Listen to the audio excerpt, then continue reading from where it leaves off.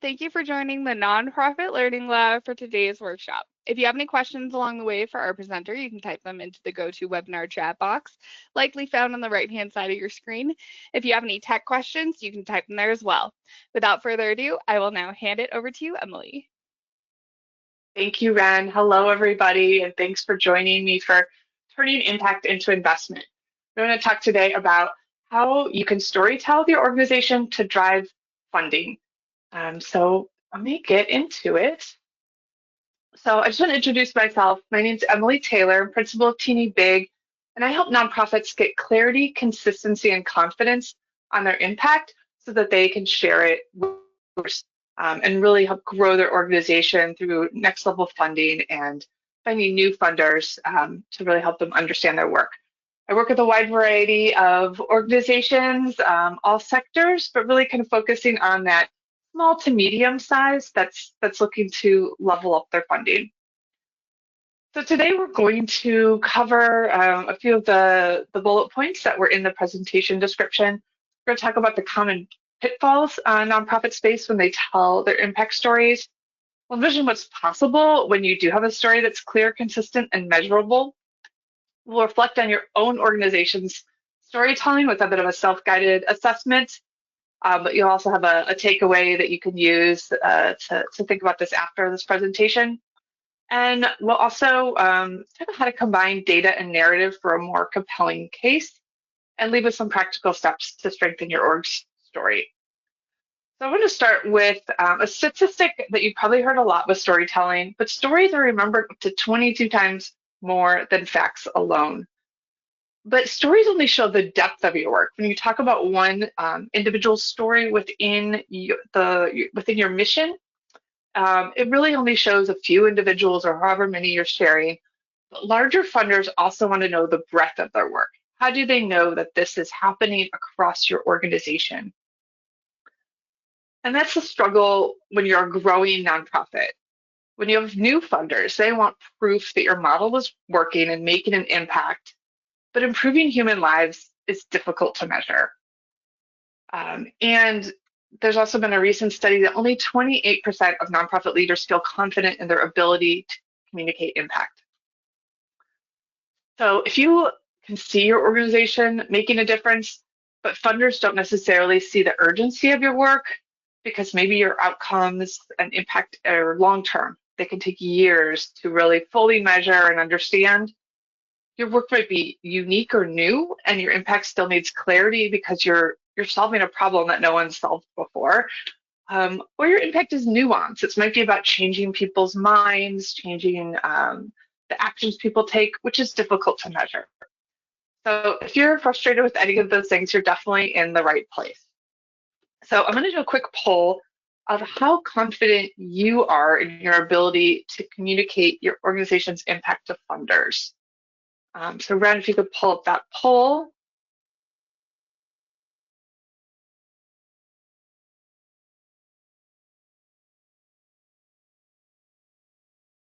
All right.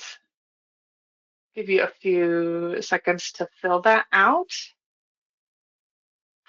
So Ren, should I just hit the close? If we're ready for that, that's fine if you see it. Otherwise, I can hit close and share out the responses. Okay, I can't tell how many people have filled it out. So we have about 72% of participants having voted. So if you want to contribute to the poll, let's do it. Time is tight. Okay.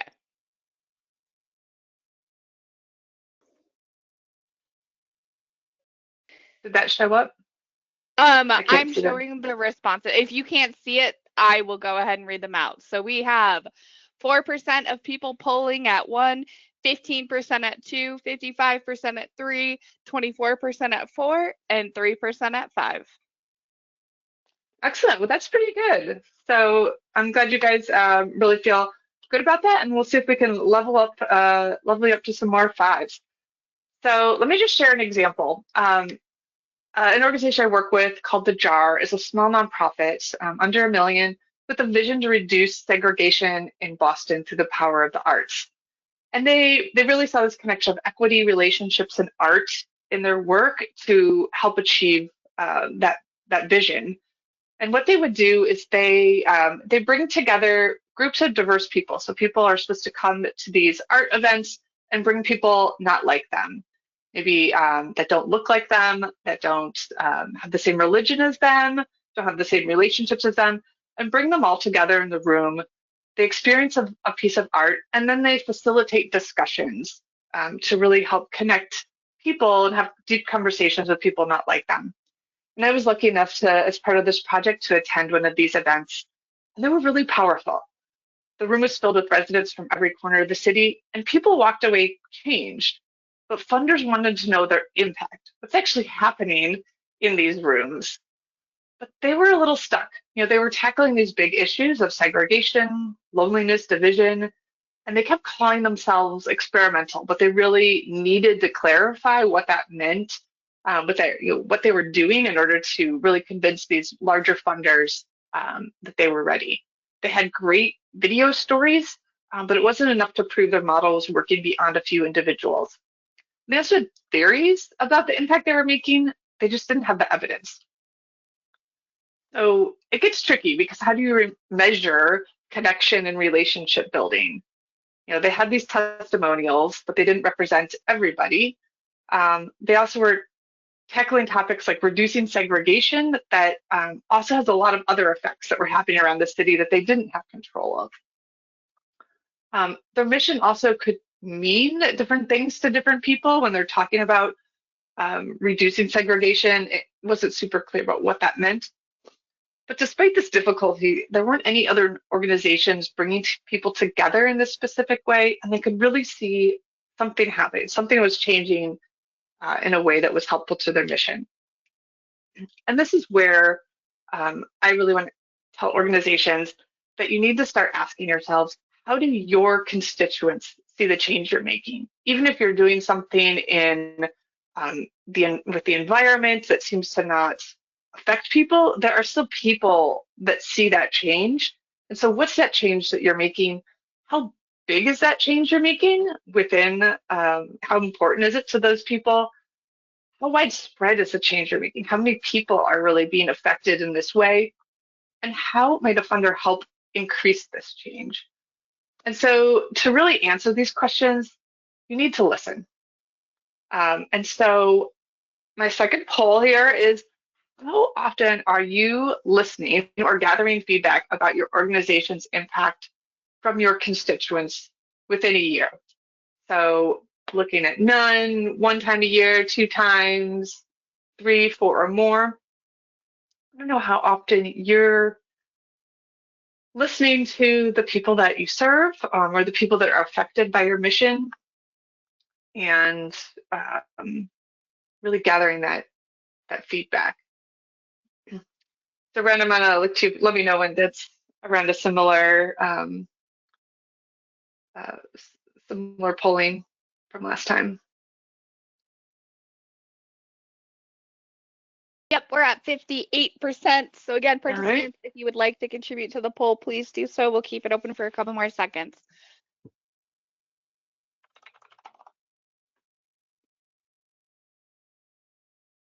All right, I'm going to close it.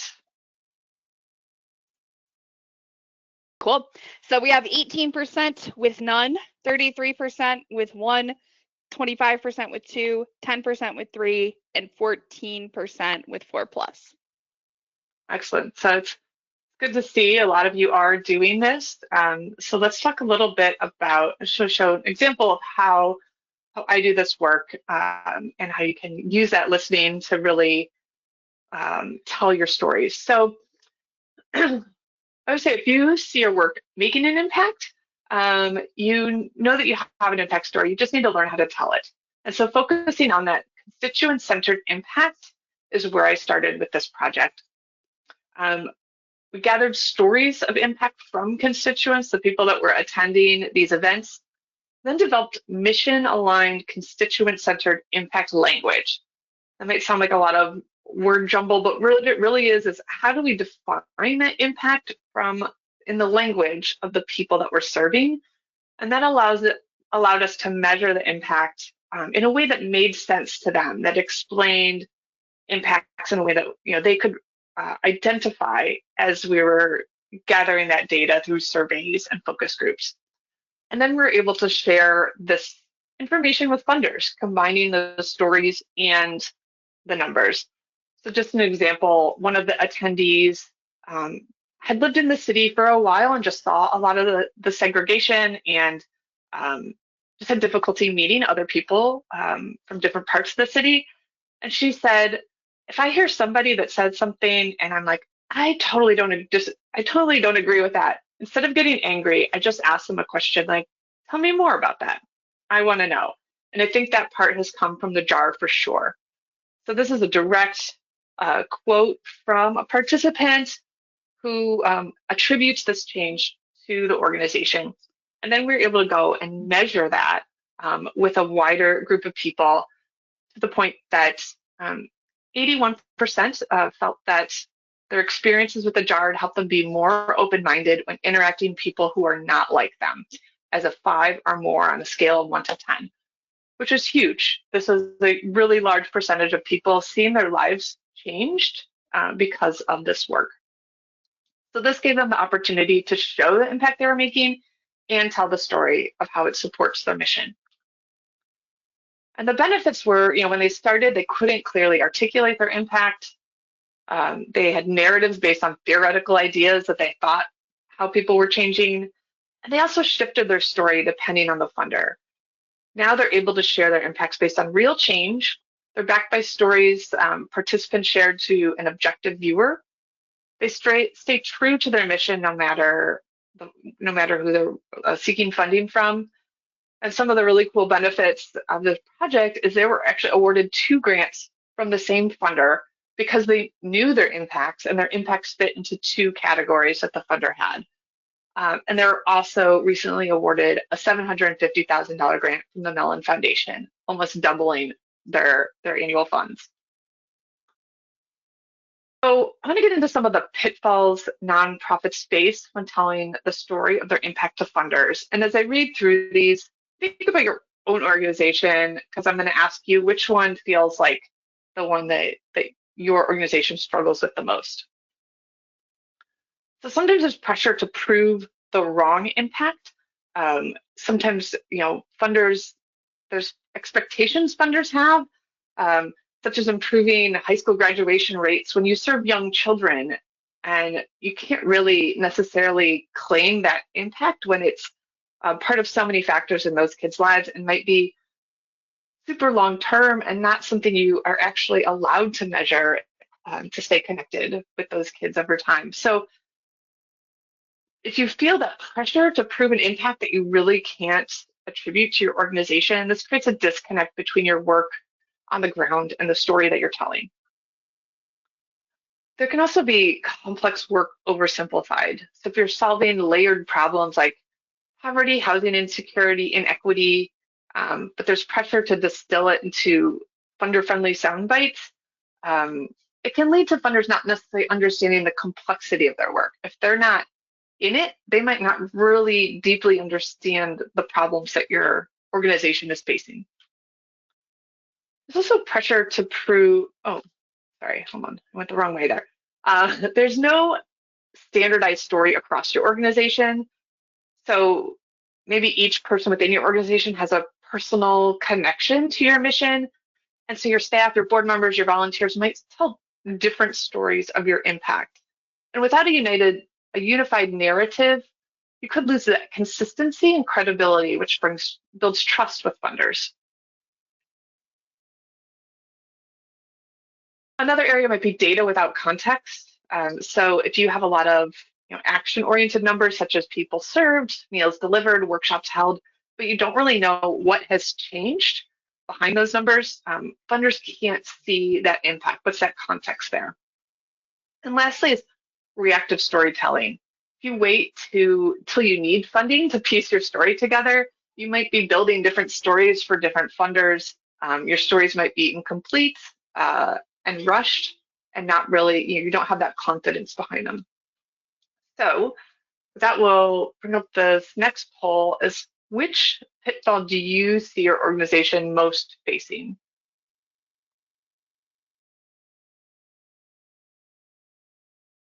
that the pressure to prove the wrong impact, complex work oversimplified, no standardized story across the organization, sharing data but not having the context, or reactive storytelling.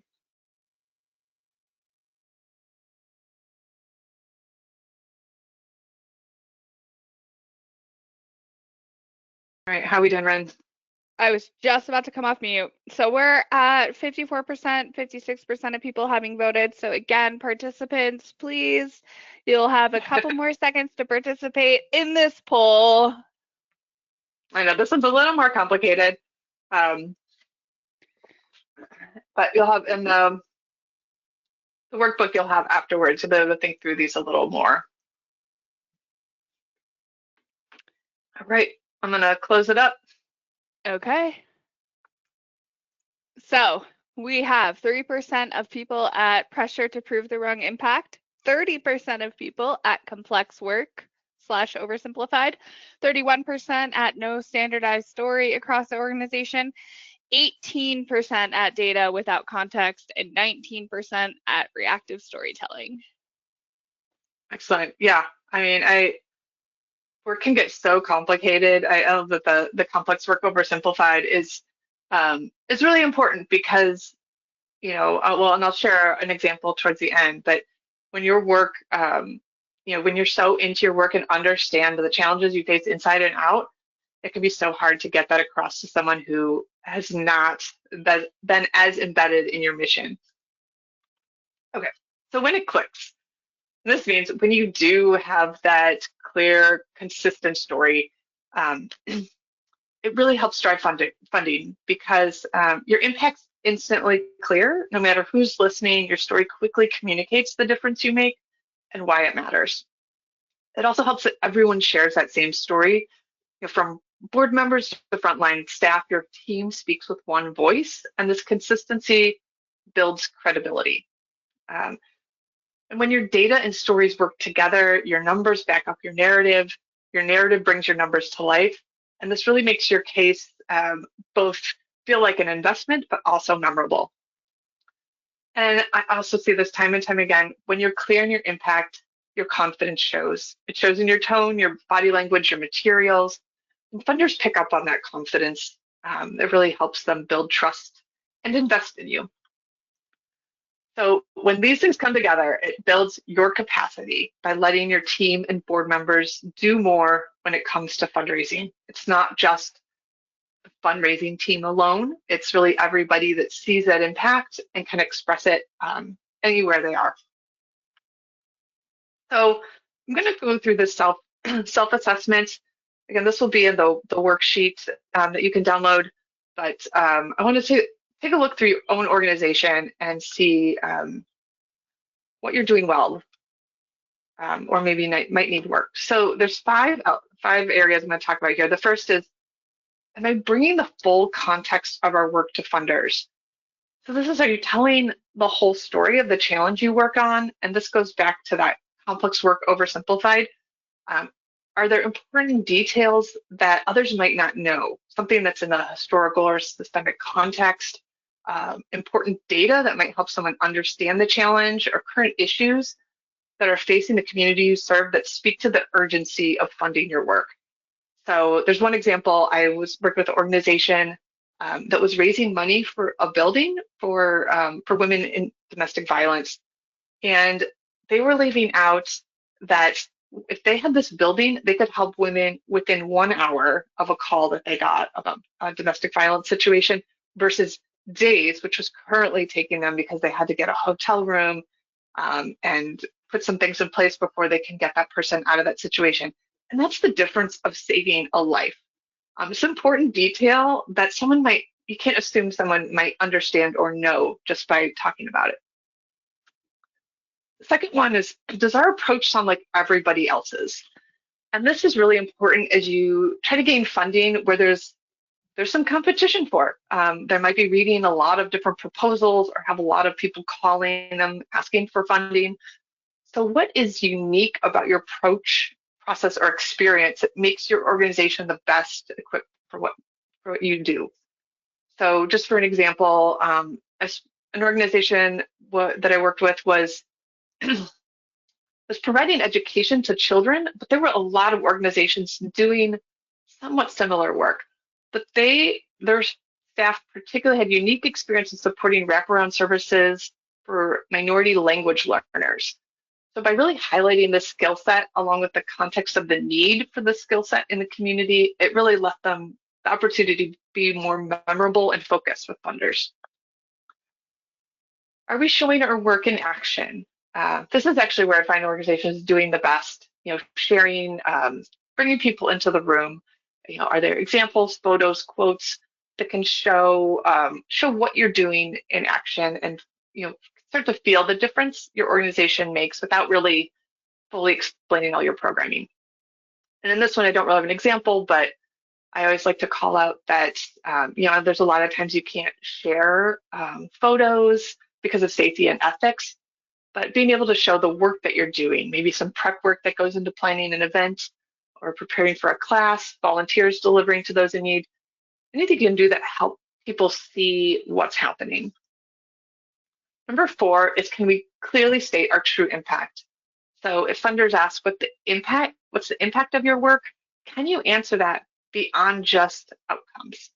So for example, shifting from attendees, how many attendees you had to your program, to you had a certain number of attendees and a certain percentage said they can articulate what changed, such as feeling very confident that they could call their local representative, or before they didn't.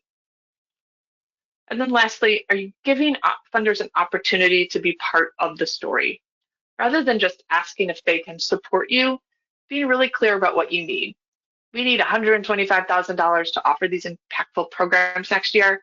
Be one of our 5 $25,000 funders and help more kids like Gretchen, who presumably you would have shared that story, reach their full potential. So connecting that story to the ask and making it really clear how that funder can make more of this happen.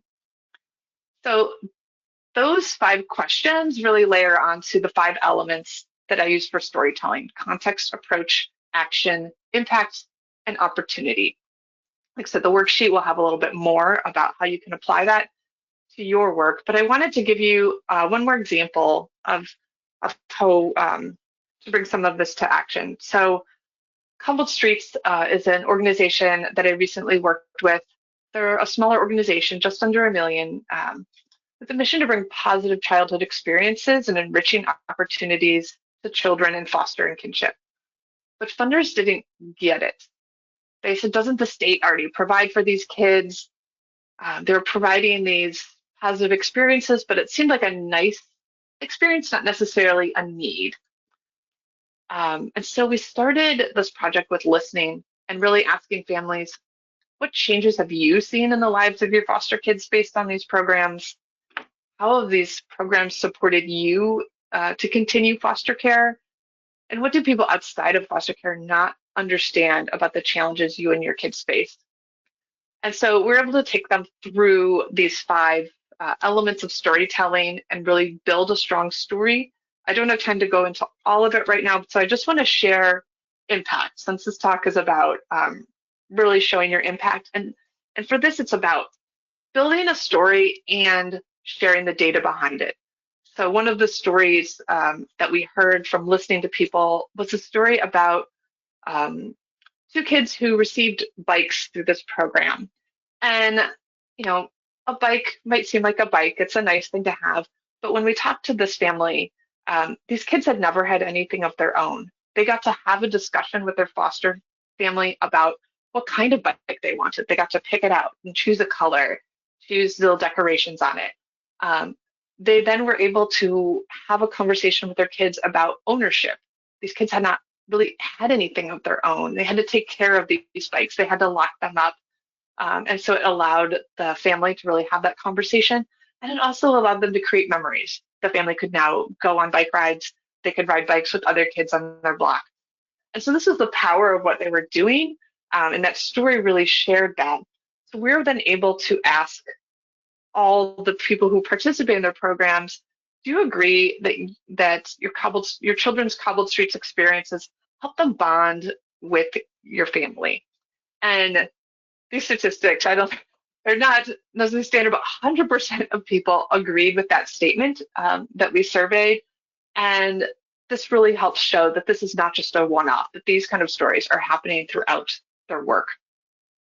So though this organization was able to go from, you know, funders not understanding the challenge, only sharing parts of their impact and too much information, truly now knowing the benefits of their work and being able to clarify it, have everyone in their organization tell the story. They have non-development staff pitching for grants, and their board is actively sharing these stories with local representatives.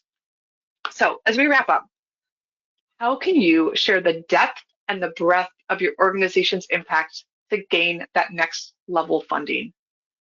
When you're seeking that higher level of funding, new funders with more investment level decisions, they want to know why your organization is the right one to fund. And there's a lot of organizations seeking that funding.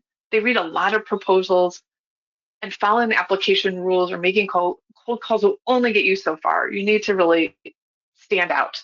So if you can only do one thing, please, gather a few stories. It sounds like you guys are already doing this from individuals who have been impacted by your work.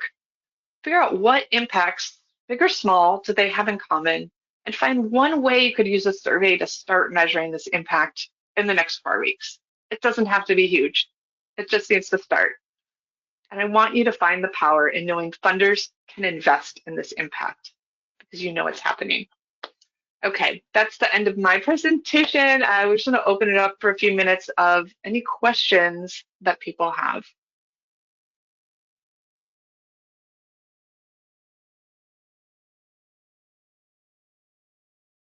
Amazing. Thank you so much, Emily. To all participants, if you have any questions, please drop those in the chat now.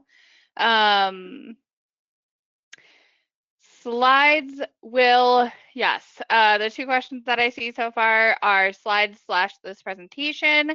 So if you are interested in receiving the recording and materials from today's workshop, you can download them on the bottom of our free webinar page tomorrow, or email us at program@nonprofitlearninglab.org. But do we have any questions for our present? Okay, perfect. How can you tell a story for ongoing sustainability? I'm trying to understand the question, if that is like environmental sustainability or just ongoing sustainability for your organization. I'm going to assume it's the latter. And Ren, if you have those links so people can download the worksheet I was telling about, that'd be awesome if you could pop those in. Sending them now. Yeah, so for long-term sustainability, I mean, I think that is your goal, but finding the argument within there, I mean, you can't, if you don't have long-term sustainability, you can't really do the work today either. You really, if you have those longer goals, like being able to connect that in the story, but I would break it apart a bit. So, you can make the argument for long-term sustainability. Like I said, without knowing your mission, I'm maybe rambling a bit here. But if I take the foster care example, I mean, they need to be there to support foster families. Even as foster kids move on, those families are still there taking on more foster kids. And so they really need to be thinking about, the foster care system is not going away. And so when they can make arguments for long-term sustainability, they can talk about the benefits of having really experienced foster families. They can talk about growing and sustaining their programs for 10, 20 years. It's really kind of about reframing that story so it includes the urgency of today and the necessity of sustainability for tomorrow. Big question, so hopefully that answered it a little bit.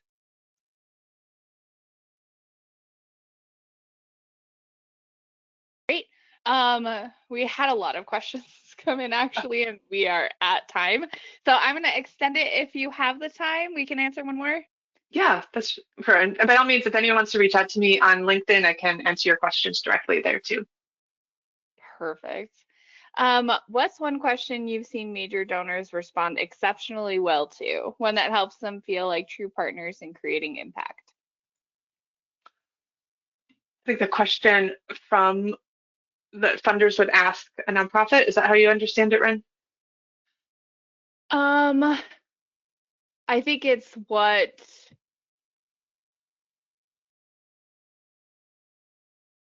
the nonprofit would ask the funders.